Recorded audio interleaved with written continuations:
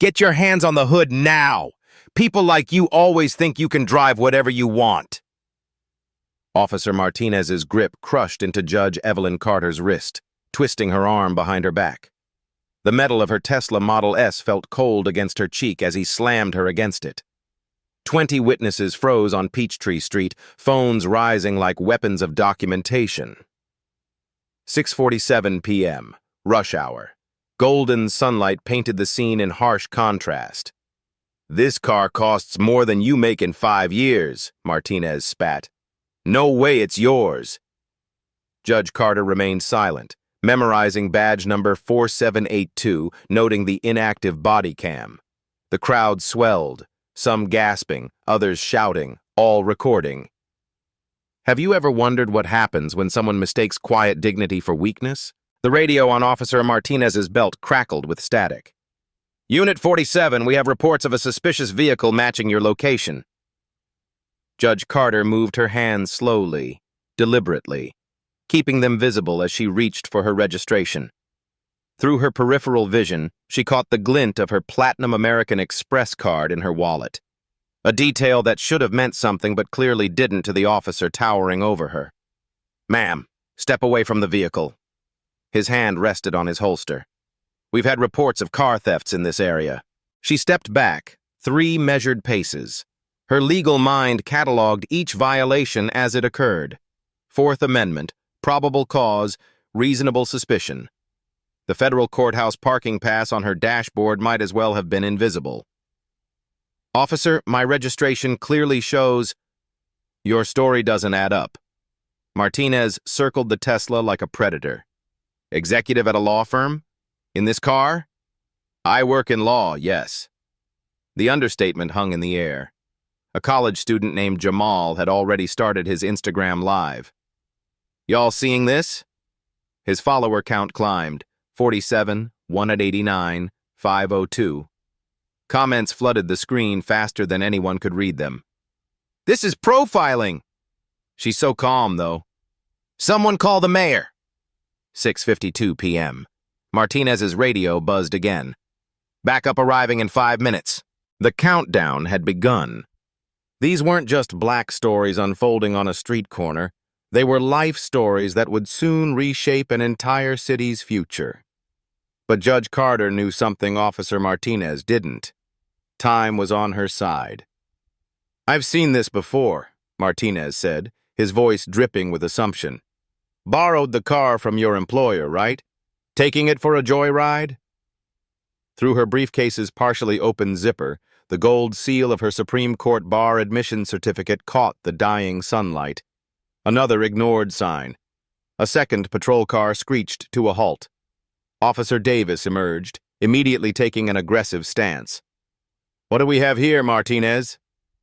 "Suspicious individual. Claims she owns this vehicle." "Claims?" Judge Carter's voice remained level. "The registration is in my hand."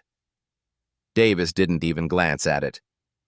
"Ma'am, we're going to need you to sit on the curb while we verify your information." "On what grounds?" "Don't make this difficult." The live stream viewer count hit 2,000. Local news stations had been tagged. The digital witness pool grew exponentially with each passing second. Judge Carter noticed the Judicial Conference lanyard in her cup holder from last week's Federal Sentencing Guidelines Symposium. She'd been the keynote speaker. These officers were about to learn why. "Officers, you're making an error that will have significant consequences." "Is that a threat?" Davis stepped closer. "It's a legal observation based on 18 years of judicial experience." Martinez laughed. "Judicial experience? Lady, just admit you took the car." The crowd grew restless. A local business owner, Mr. Thompson from the corner cafe, pushed forward.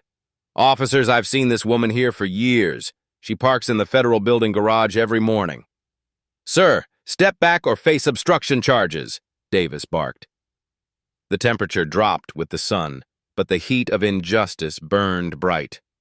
Judge Carter stood perfectly still, a monument to composure while the storm of prejudice raged around her. Each second was being documented, uploaded, shared. The digital age had made everyone a witness, and tonight, They were witnessing something that would become one of those real-life stories that changed everything. 6:55 p.m. 3 more units arrived, sirens blazing, the backup Martinez had called for. But they weren't just bringing reinforcement, they were bringing witnesses to their own downfall. Sergeant Williams emerged from the lead vehicle, his 20-year veteran status evident in his weathered face and confident stride. "What's the situation here?" "Suspected vehicle theft," Martinez reported. "Subject is being uncooperative." "Uncooperative?" Judge Carter's eyebrow raised slightly. "I've provided documentation and complied with every lawful request." Williams looked her up and down, taking in the tailored suit, the modest jewelry, the calm demeanor. Something flickered in his eyes. Doubt, perhaps. But pride won over prudence. "Ma'am, we'll need to search your vehicle for our safety." "On what probable cause?" "Don't get smart with me." The live stream hit 8,400 viewers. Someone had tagged the Atlanta Journal-Constitution. Another had messaged their city councilwoman. The digital web spread wider, capturing everything in its permanent, unforgiving memory. Judge Carter glanced at her watch. 6:58 p.m. In 2 minutes, the situation would escalate beyond anything these officers could imagine.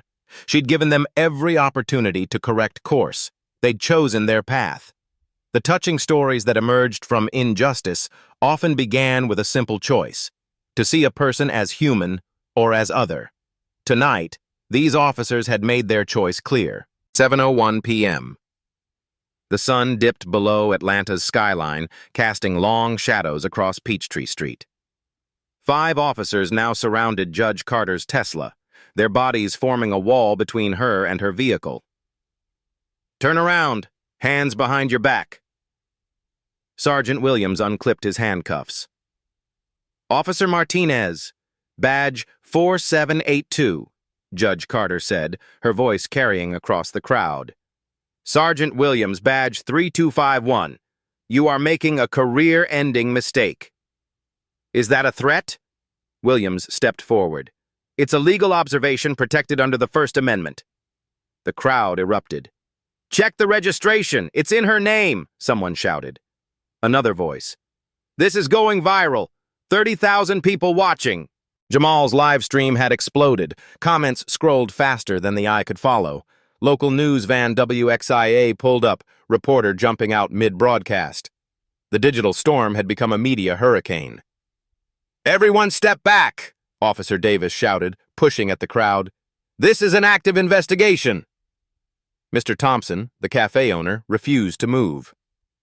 "Investigation of what? Driving while black?" "Sir, I'm warning you." "Warn me all you want. I'm recording everything." Judge Carter noticed the news camera focusing on her. She maintained her composure, knowing every gesture would be analyzed, every word dissected. This wasn't just about her anymore. These black stories, these life stories, represented millions who didn't have her advantages. "Sergeant Williams," she said clearly, "I'm going to reach for my identification, moving slowly." "Keep your hands where I can see them." She produced her wallet with deliberate movements. "Federal identification. Judge Evelyn Carter, Northern District of Georgia." Williams barely glanced at it. "Anyone can fake an ID." The crowd gasped collectively. Someone shouted, "She's a federal judge, you idiots!" Martinez laughed. "Yeah, right. And I'm the Attorney General." Twitter had picked up the story. @Atlanta Activists thread was being retweeted thousands of times per minute. City Councilwoman Patricia Hayes' office phone rang off the hook. The mayor's press secretary was frantically trying to reach the police chief. 7:05 p.m. Judge Carter's phone buzzed. She saw the caller ID, Chief Justice Morrison. "May I answer my phone?" "Slowly," Williams warned. She pressed speaker. "Chief Justice Morrison?" "Evelyn, I'm watching the news. Are you safe?" The officers froze. The title, Chief Justice, hung in the air like a guillotine blade. "I'm being detained without cause on Peachtree Street," Judge Carter replied calmly. 5 officers present. "This is Chief Justice Morrison of the 11th Circuit Court of Appeals," the voice boomed through the speaker. "To whom am I speaking?" Sergeant Williams' face drained of color. "This is Sergeant Williams, Atlanta PD." "Sergeant, are you detaining Federal District Judge Evelyn Carter?" The silence stretched for 3 heartbeats. Martinez's hand fell from his weapon.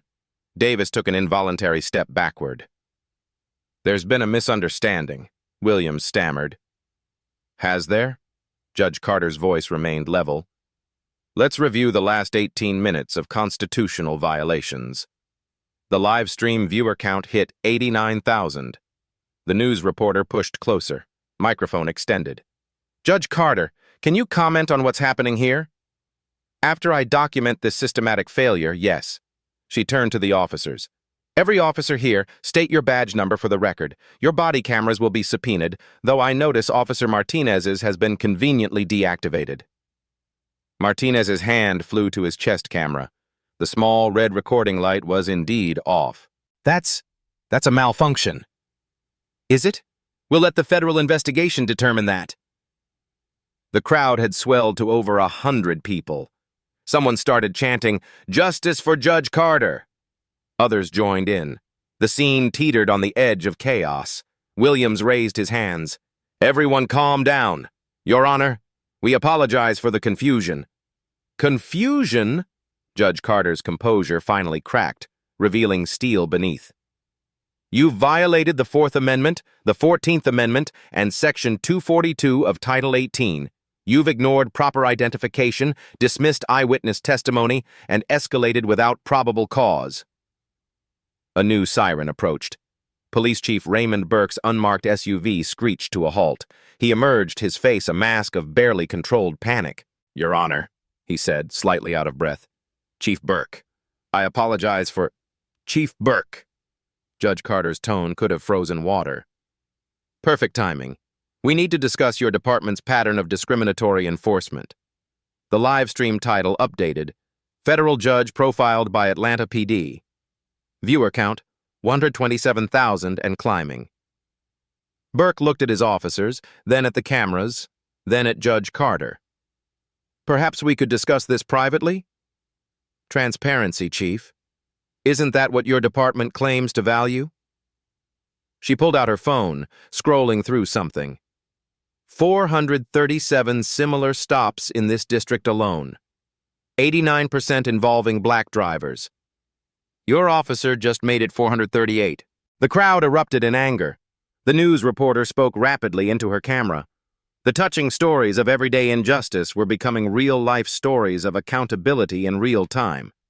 Martinez tried to slip away toward his patrol car. "Officer Martinez," Judge Carter called out.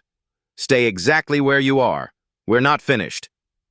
He froze mid-step. "Your Honor," Chief Burke tried again, "if we could just—" "Chief, I haven't revealed everything yet." Judge Carter's slight smile sent chills through the officers. "But I will, tomorrow morning. Mayor's office, 9 a.m. sharp." She looked directly into the news camera. "Atlanta deserves better than this. Our citizens deserve better. And tomorrow, we're going to ensure they get it." The hashtag #JudgeCarterIncident was trending nationally. The mayor's office had released a statement promising a full investigation. The police union was in emergency session, but Judge Carter wasn't finished. She had one more card to play, one more truth to reveal, and when she did, the entire system would shake. 7:15 p.m. 18 minutes had passed since Officer Martinez first grabbed her wrist. 18 minutes that would reshape Atlanta's police department forever. Chief Burke's phone buzzed incessantly. The mayor, the city attorney, the police union president, everyone wanted answers.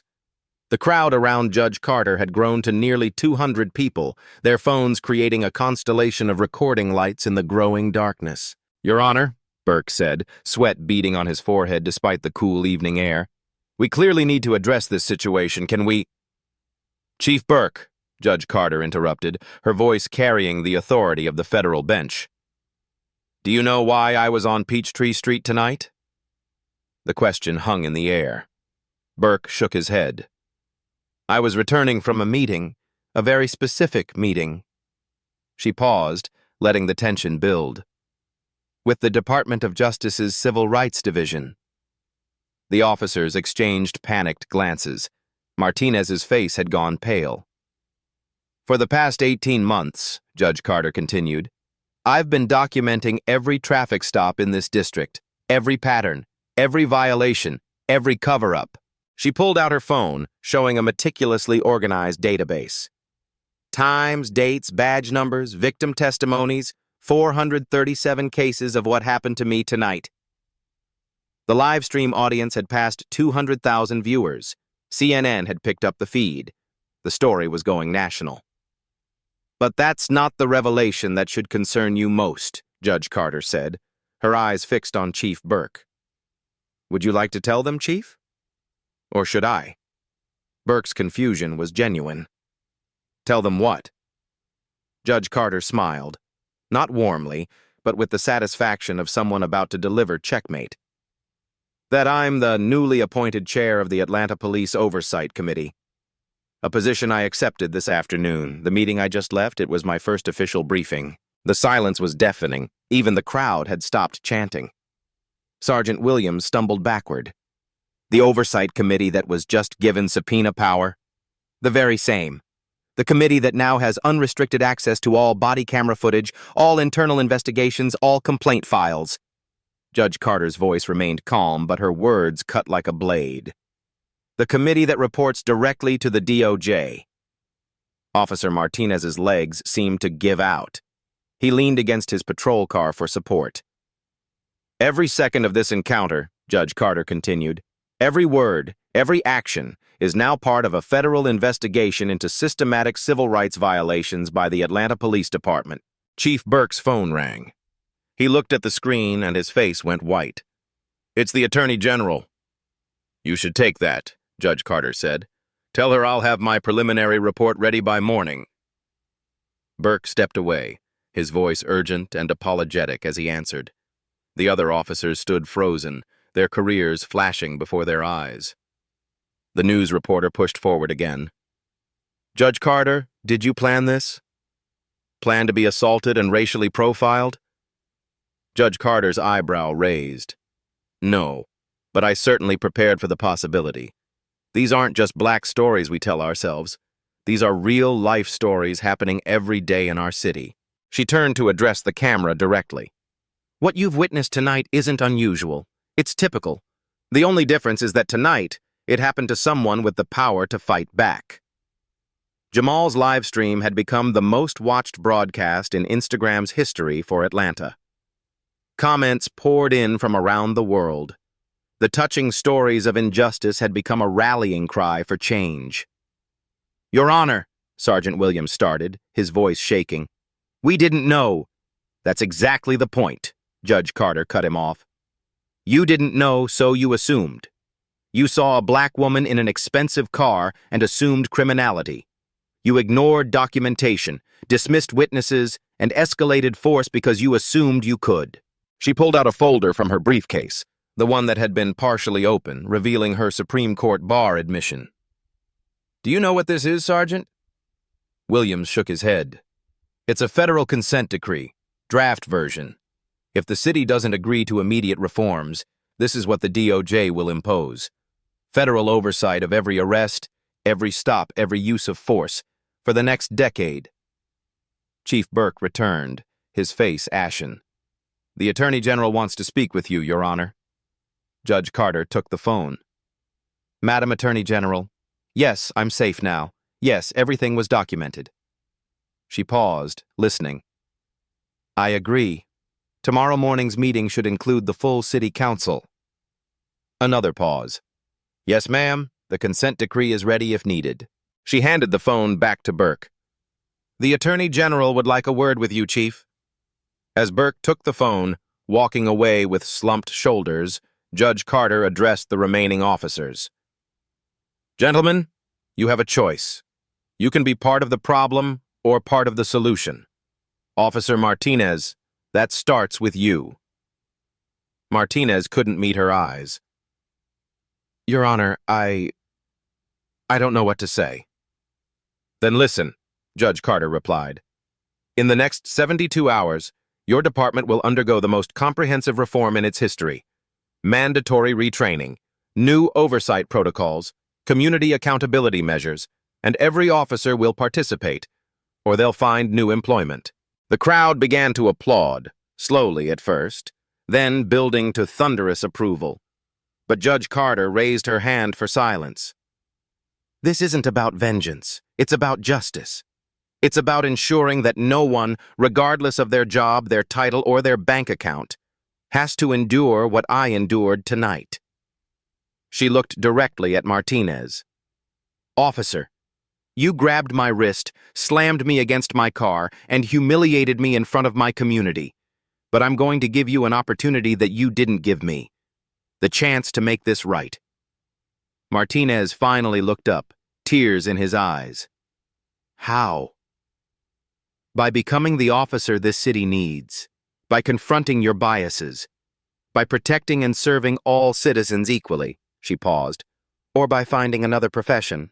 The news reporter spoke into her camera. We're witnessing history here, folks. Federal Judge Evelyn Carter, just revealed as the new chair of the Police Oversight Committee, was profiled and assaulted by Atlanta police officers who had no idea who she was. The ramifications of this incident will reshape law enforcement in our city. Judge Carter's phone buzzed with a text. She read it and allowed herself a small smile. That was the mayor. Emergency city council meeting in 1 hour. Every council member, the entire police command staff, and the media. She turned to the crowd.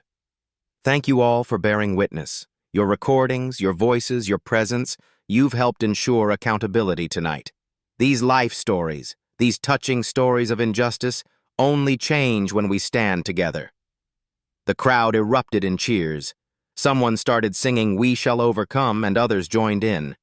The scene transformed from one of tension to one of hope. But Judge Carter wasn't done. She had one more revelation, one more truth that would ensure this night would never be forgotten. Chief Burke, she called out as he finished his call with the Attorney General. There's something else you should know. Burke approached warily. Your Honor, the DOJ meeting today? It wasn't just about oversight. It was about a pilot program. Atlanta has been selected as the first city for a new federal initiative, complete police reform with federal funding. $50 million for training, technology, and community programs. The crowd fell silent again, processing this information. But, Judge Carter continued, her voice carrying across the street, it comes with conditions. Zero tolerance for profiling, mandatory body cameras that can't be disabled, and civilian oversight with real power. She looked at each officer in turn. You just gave me all the evidence I need to make federal oversight mandatory rather than optional. Congratulations, gentlemen, you've just made history. The live stream viewer count had passed 500,000. The mayor's motorcade was already en route. The real-life stories that would emerge from this night would reshape not just Atlanta, but potentially the entire nation's approach to police reform. As the crowd began to disperse, Judge Carter walked to her Tesla, the car Officer Martinez had been so certain she couldn't own. She turned back one last time. Oh, and Officer Martinez? This car? It's not even my most expensive one. But that's not the point, is it?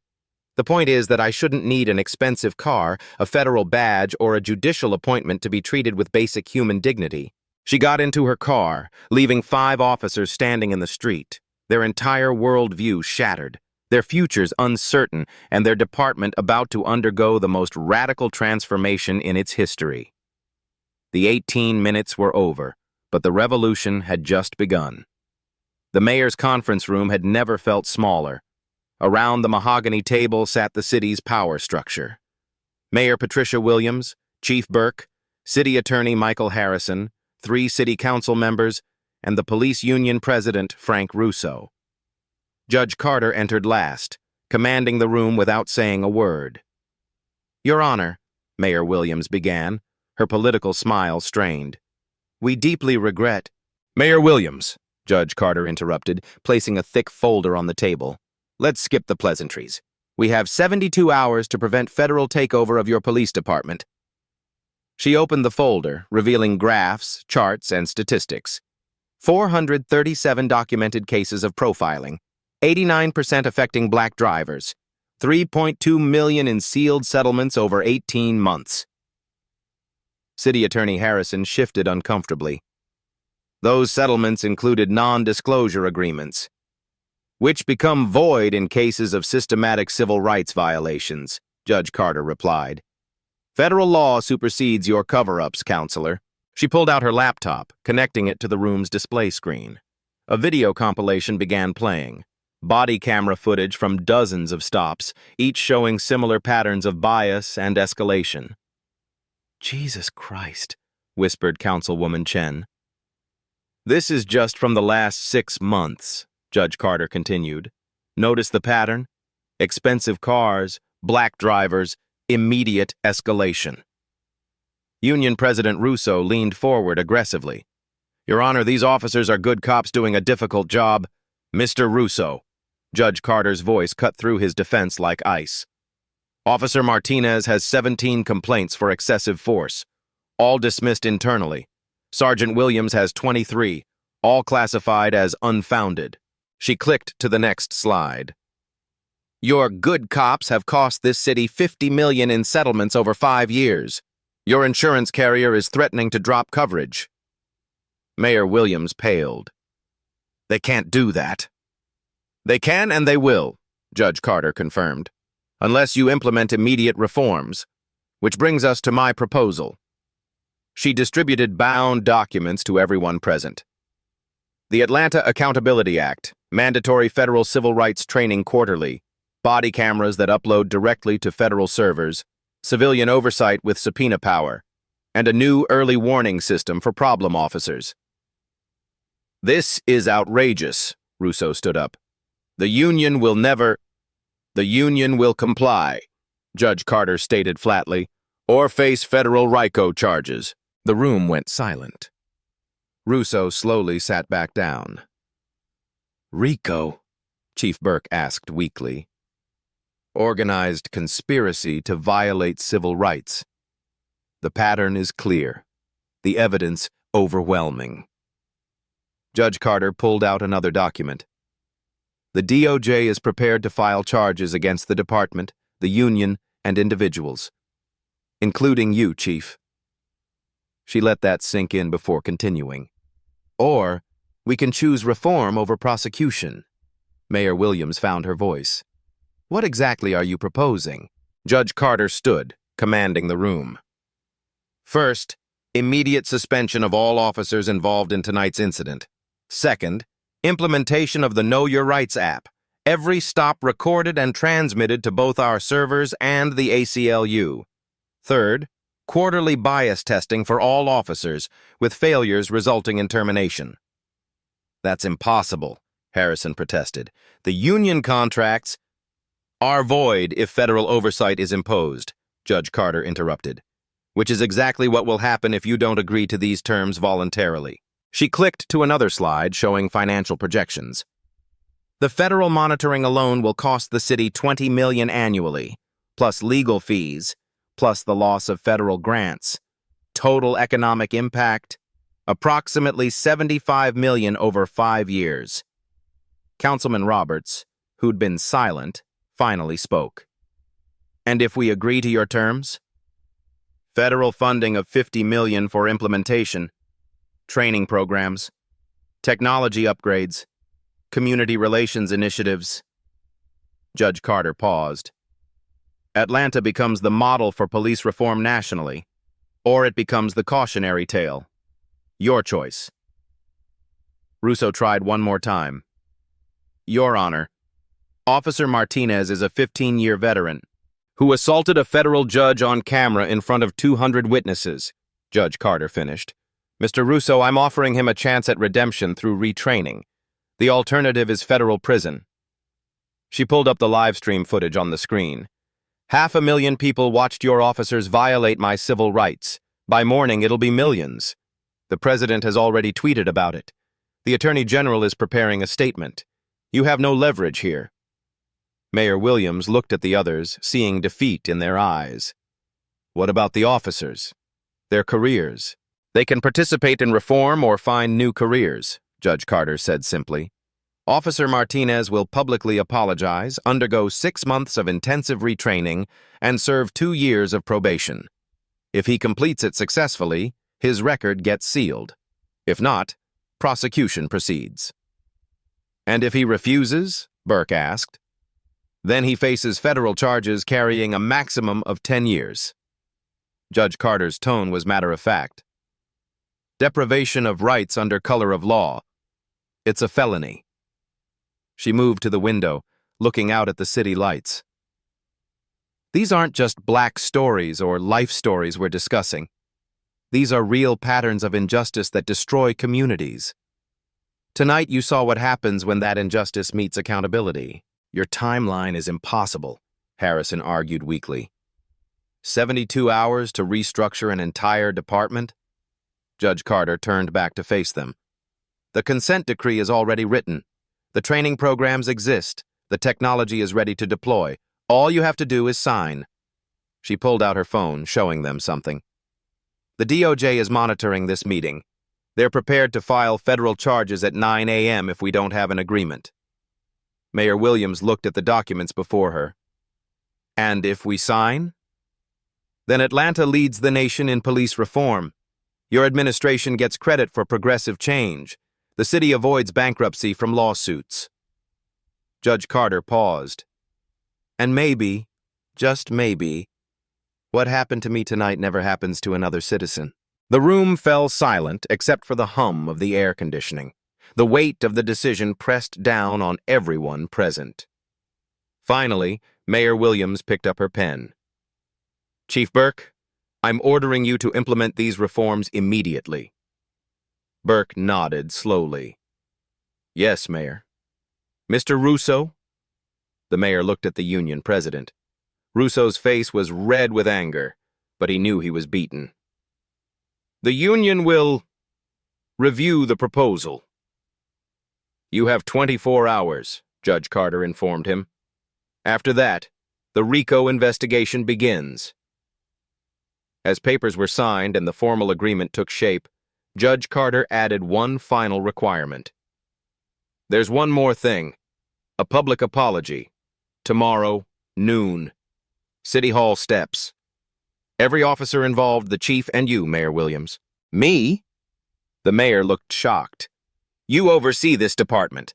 The buck stops with you. Judge Carter's tone brooked no argument. Leadership means accountability.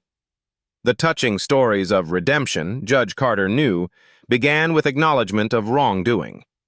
These real-life stories of change required courage from everyone involved. As the meeting concluded, Judge Carter gathered her materials. Gentlemen, ladies, you've made the right choice. Now comes the hard part. Actually changing. I'll be watching every step. She paused at the door. Oh, and Chief Burke? Officer Martinez's body camera malfunction? I expect a full investigation. Tampering with evidence is a federal crime. Make sure your officers understand that going forward. The door closed behind her with a quiet click that sounded like thunder in the silent room. The City Hall steps overflowed with people at noon the next day. News vans from every major network lined the street. The live stream of Judge Carter's encounter had been viewed 18 million times overnight, sparking protests in 12 cities. Officer Martinez stood at the podium, his uniform crisp but his face haggard. He unfolded a paper with trembling hands. My name is Officer Daniel Martinez, badge number 4782. Last night, I violated the oath I took to protect and serve. I racially profiled, physically assaulted, and falsely detained Judge Evelyn Carter. The crowd listened in absolute silence. Behind Martinez stood Chief Burke, Sergeant Williams, and the other officers involved, their heads bowed. Martinez continued, his voice breaking. I let my biases override my training, my duty, and my humanity. I saw a black woman in an expensive car and assumed criminality. I was wrong. Completely, unforgivably wrong. He looked directly at Judge Carter, who stood to the side with other city officials. Your Honor, I'm deeply sorry. Not because you're a judge, but because you're a human being who deserved dignity and respect. The apology continued for 5 minutes. Each officer spoke. Chief Burke announced his retirement, effective in 90 days, to allow for transitional reform. Mayor Williams pledged full support for the Atlanta Accountability Act, but the real change came in the weeks that followed. The Know Your Rights ATL app launched within 10 days. Every traffic stop now required officers to activate a recording that streamed directly to secure servers. Citizens could also activate their own recordings with one button, creating parallel documentation. The first quarterly bias training session saw resistant officers, but Judge Carter attended personally. I'm not here as your enemy, she told the room of 200 officers. I'm here as someone who believes you can be better. Officer Martinez enrolled in law school part-time, focusing on constitutional law. His transformation became a case study, not of redemption completed, but of redemption attempted. He spent weekends speaking at community centers, sharing his story of bias and the work of overcoming it. The federal monitoring agreement brought unexpected benefits. Crime rates didn't increase as union officials had predicted. Instead, community cooperation improved. Tips increased by 40%. Witness participation rose by 60%. 3 months later, the first report showed remarkable progress. Traffic stops decreased by 31%, but drug and weapon arrests remained stable. The difference? Officers were stopping cars for actual probable cause, not assumptions. We're seeing what real policing looks like, Judge Carter told a national conference. When officers focus on actual crime instead of profiling, everyone benefits. The ripple effects spread beyond Atlanta. Seattle adopted similar reforms. Chicago requested the federal funding program. Philadelphia sent delegations to study the app system. The touching stories emerged from unexpected places. A young black entrepreneur named Marcus shared how Officer Martinez, yes, the same one, had helped him change a flat tire without once asking for identification or questioning his ownership of his BMW. He just helped, Marcus told a reporter. Said he was trying to be the officer the community deserved. Not everything was smooth. 3 officers resigned rather than undergo retraining. The union filed lawsuits that were quickly dismissed. Some community members remained skeptical, their trust too broken to repair quickly. But the data didn't lie. Complaints against officers dropped by 64%. Use of force incidents decreased by 48%. The city saved $12 million in settlement costs in just 6 months. Judge Carter's oversight committee met monthly in public sessions. Every complaint was reviewed, every pattern analyzed, every officer's record transparent. Accountability isn't punishment, she explained at one meeting. It's prevention. When officers know they're being watched, being recorded, being held to standards, they rise to meet those standards. The real-life stories that emerged weren't all about confrontation. Officer Davis, who'd been one of the responding officers that night, became a liaison with youth programs. He coached basketball, mentored teenagers, and slowly rebuilt trust one relationship at a time. Sergeant Williams took early retirement, but didn't disappear. He volunteered with the reform program, teaching new recruits about the dangers of assumption and bias. I had 20 years of bad habits, he told each class.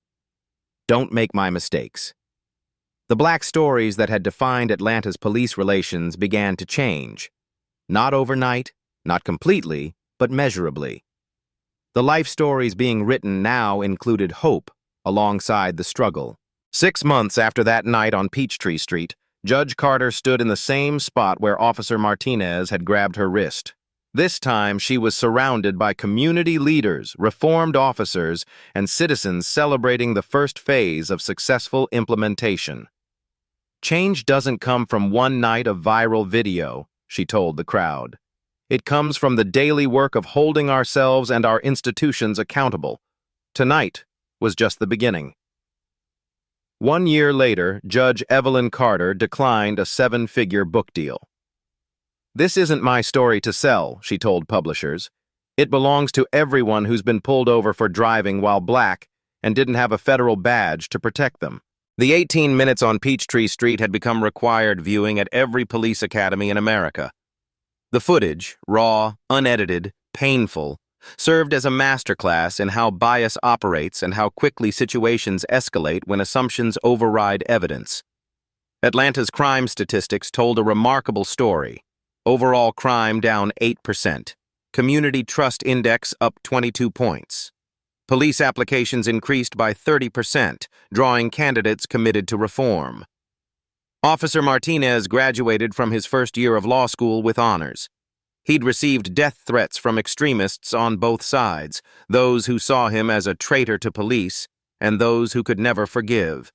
But he persisted, working days as a community liaison officer and studying nights. "I was the problem," he wrote in an op-ed that went viral. "Now I'm trying to be part of the solution, not for forgiveness, but for the next person who gets pulled over." The Know Your Rights app had been downloaded 3.2 million times across 40 cities. The federal funding program expanded to a billion-dollar initiative. Judge Carter testified before Congress, her calm voice carrying the weight of transformation. "Power isn't about the position you hold," she told the Senate Judiciary Committee. "It's about using that position to protect those who can't protect themselves. I was lucky. I had a title that made them stop. How many don't?" The touching stories multiplied. A grandmother in Detroit used the app to document a peaceful traffic stop, praising the officer's professionalism. A teenager in Baltimore recorded an incident of profiling, leading to swift accountability. These real-life stories were reshaping the narrative of policing in America. Judge Carter's Twitter following had grown to 2.1 million, but she used it sparingly. Weekly Know Your Rights videos, highlighting positive police community interactions, building bridges while maintaining vigilance. The federal legislation, officially called the Police Accountability and Community Safety Act but known as the Carter Act, passed with bipartisan support. Mandatory de-escalation training, protected right to record, federal oversight for departments with patterns of violations. Back in Atlanta, the transformation continued. The police department's recruitment video featured Officer Martinez and his journey. "We're not looking for warriors," he said to the camera. "We're looking for guardians." Judge Carter returned often to that spot on Peachtree Street. Sometimes alone, sometimes with community groups, always remembering that night's lessons. The black stories of injustice hadn't ended, but they now included chapters of accountability and change. "Share your story using #JusticeInAction, she urged her followers. "Download the Know Your Rights app. Register to vote in local elections. That's where change really starts. Subscribe to keep following this movement." The final statistics spoke volumes. 847 officers retrained nationwide. 73% reduction in excessive force complaints in participating cities. 12 cities adopting similar reforms. One woman who refused to be silenced. These weren't just life stories or touching stories anymore. They were blueprints for change, proof that systematic injustice could be challenged and reformed. "When you witness injustice," Judge Carter asked in her final video of the year, "will you record, report, and reform, or will you just scroll past?" The answer, from millions of Americans, was clear. They would stand witness. They would demand better. They would create the change they wanted to see. Because real change doesn't come from viral videos alone, it comes from what happens next.